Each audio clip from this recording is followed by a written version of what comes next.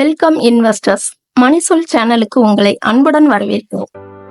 38% லாபம் கொடுக்க போகும் டாப் 5 பங்குகள் வாங்கலாமா வேண்டாமா, நிபுணர்கள் அட்வைஸ் என்ற செய்தியை எக்கனாமிக்ஸ் டைம்ஸ் தமிழில் படித்தேன். அவற்றை உங்களுக்கு தொகுத்து வழங்குகிறேன். கேட்டு நீங்களும் பயன்பெறுங்கள்.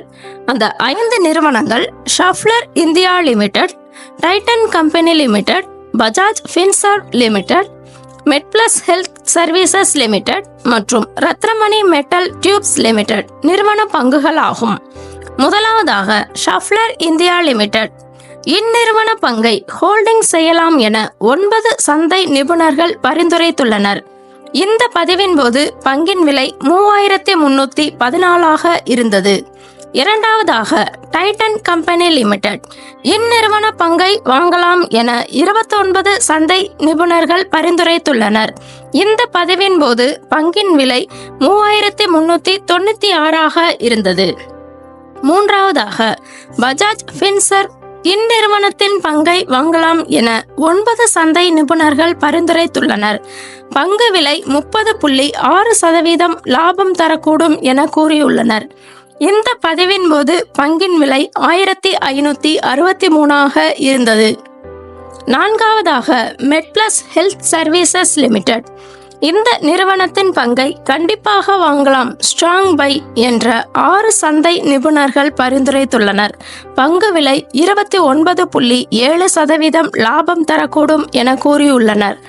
இந்த பதிவின் போது பங்கின் விலை 850 இருந்தது. இறுதியாக Ratnamani metals and tubes limited. இந்நிறுவனத்தின் பங்கை வாங்கலாம் என 5 சந்தை நிபுணர்கள் பரிந்துரைத்துள்ளனர். பங்கு விலை 29.5% லாபம் தரக்கூடும் என கூறியுள்ளனர். இந்த பதிவின் போது பங்கின் விலை 3725 இருந்தது. இங்கு குறிப்பிட்டபடி ஷஃப்லர் இந்தியா ஹோல்டிங்கும், டைட்டன் பையிங்கும், பஜாஜ் ஃபின்சர்வ் பையிங்கும், MedPlus health care services strong பையிங்கும், Ratnamani metals and tubes limited பையிங்கும் ரெக்கமெண்டேஷன் கொடுத்துள்ளனர் என்பது குறிப்பிடத்தக்கது. Amber enterprises limited. Amber enterprises limited அதன் எலக்ட்ரானிக் பிரிவை பிரிக்கும் திட்டங்களின் அறிக்கைகளை தொடர்ந்து கவனத்தை ஈர்த்துள்ளது.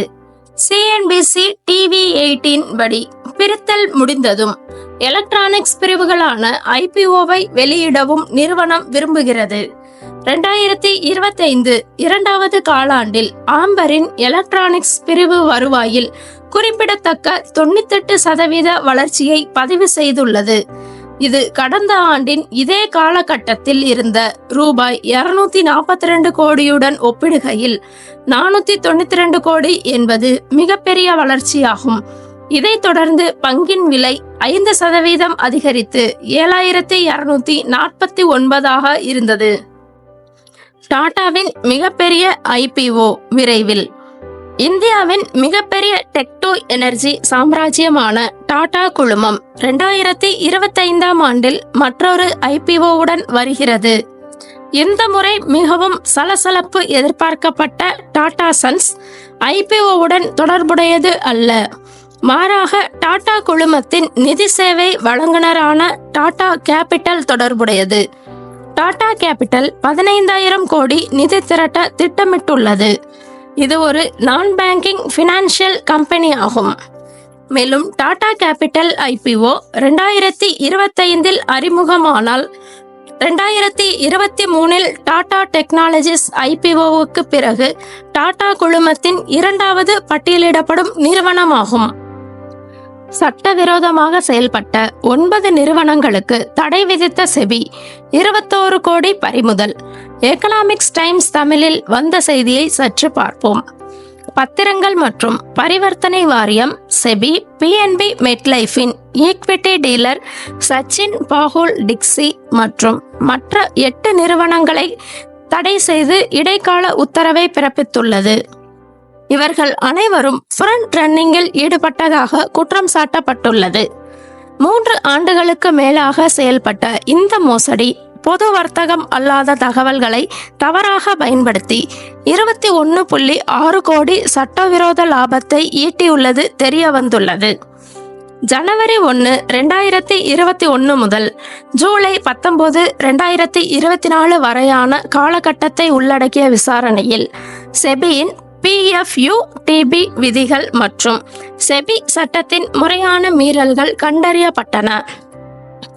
பெரிய நிறுவனங்களின் ரகசிய வர்த்தக முடிவுகள் குறித்த தகவல்களை சச்சின் பாகுஸ் டாக்ஸ்லி, PNB மெட்லைஃபின் பங்கு வியாபாரி மற்றும் அவரது சகோதரர் தேஜஸ் டாக்ஸ்லி, இன்வெஸ்டர்கின் பங்கு விற்பனை வர்த்தகர் ஆகியோர் திருடியது விசாரணையில் தெரிய வந்தது. இந்த தகவல் சந்தீப் ஷம்பர்கர் மற்றும் பிற நபர்கள் மூலம் முன்னணி வர்த்தகத்திற்கு பயன்படுத்தப்பட்டது. செபியின் அறிக்கையின்படி இந்த மோசடியில் 6766 வர்த்தகங்கள் நடத்தப்பட்டன. இந்த வர்த்தகங்கள் மூலம் இவர்கள் பெரிய ஆர்டர்கள் பற்றிய தகவல்களை பயன்படுத்தி லாபம் ஈட்டினார்கள். தன் மாதா reality private limited, worthy distribution private limited மற்றும் பிற நிறுவனங்கள் இந்த மோசடியை மேற்கொள்ள பயன்படுத்தப்பட்டன. இவர்களில் அர்பன் ஷா, கபிதா ஷாகா மற்றும் ஜிக்னேஷ் சபி போன்ற இயக்குநர்களும் அடங்குவர். இன்று தங்கம் மற்றும் வெள்ளி விலை நிலவரம். ஆபரண தங்கம் 1 கிராம் 7090ஆகவும் வெள்ளி 1 கிராம் 99ஆகவும் இருந்தது. இந்த சேனலை லைக் பண்ணுங்க, உங்க நண்பர்களுக்கும் உறவினர்களுக்கும் ஷேர் பண்ணுங்க, சப்ஸ்கிரைப் பண்ணுங்க, பெல் ஐகானை தட்டி விடுங்க. நன்றி.